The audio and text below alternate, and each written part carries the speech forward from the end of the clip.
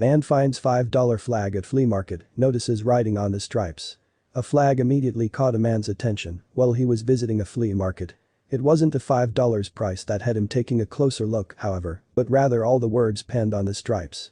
It was immediately clear what needed to be done.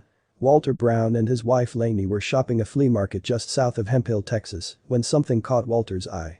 Although they were shopping for a holster for Laney's new Walter P22 pistol, they stopped to look when they spotted a pile of flags for sale. "Come look at this," Walter said to Laney shortly, after he began sifting through them. In his hands was a flag that was years old, covered in writing. So, Walter began to read. The inked messages on the white stripes were for a fallen Lance Corporal, Today reported. "Fred, you were a good Marine and we will always remember you," someone had written, while another added, "Hey Cheeks, wherever you are, make sure you watch over us. The rank is specific to the Marines, that's what caught our eye," recalled Laney, whose son and son-in-law both joined the Marines, according to the Houston Chronicle. The Brown son explained that it was a tribute flag which had been signed by the other members of the fallen Marines platoon and that it should have been included in a package to the family, along with the fallen Marine's personal effects and a letter from his commander. So, Walter and Laney knew what they had to do. The Browns, with help from their daughter and her husband, determined the flag was for Fred Lee Maciel, a 20-year-old Marine who died in Iraq in 2005. Then, they tracked down Patsy Maciel, Fred's mother.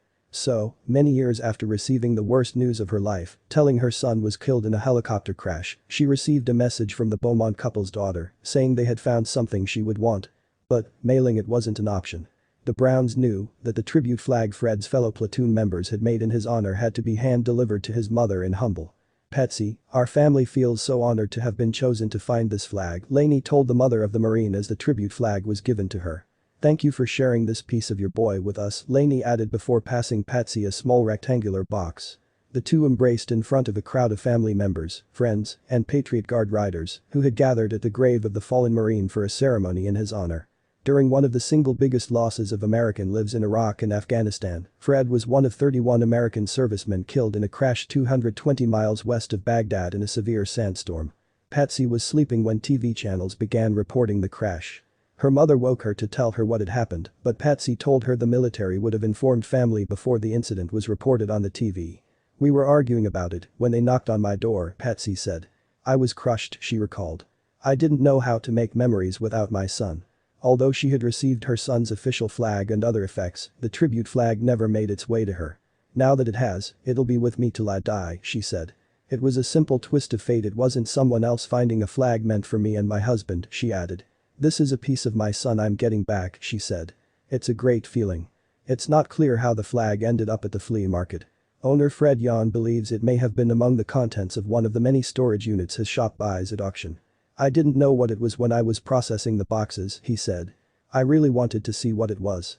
He had put the flag on one of the market's main counters to look at it later, but his wife sold it before he had a chance. "I would want that if it was one of my sons," added Yon, who has 2 children who served in the army. At the ceremony, Fred Maciel's family wore shirts featuring photos of the late Marine with the words, "We sent a boy to become a man, and he became our hero." Patsy admits she didn't want her son going off to war, but Fred enlisted before he even graduated, coming home from high school one day to tell his mom he joined the Marines. "I cried for 3 days trying to convince him not to join," Patsy recalled. "I lost that fight," Patsy added. "His dream was to be a Marine, and I had to let him do that," she explained. "I'm proud of him that he died doing what he loved."